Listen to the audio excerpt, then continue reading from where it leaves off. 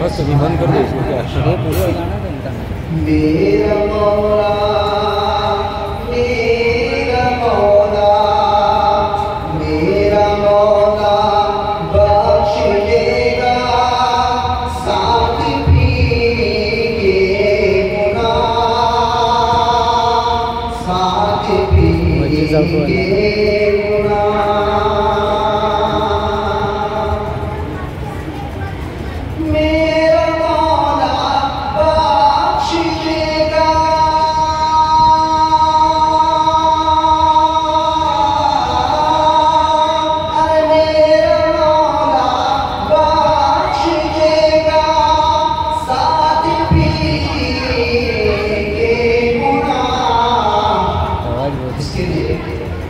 जिसके घर का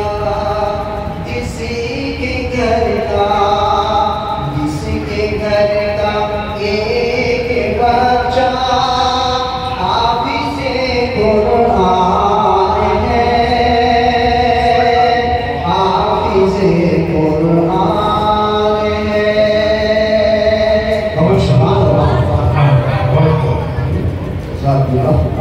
अल्लाह रब्बुल इज़्ज़त हमको इतनी अजीम नेमत से मालामाल फरमाए, हमारे बच्चों को हाफिज़ कुरान बना दे।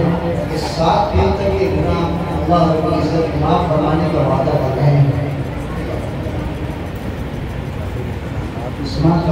बंद कर दो। मेरा मौला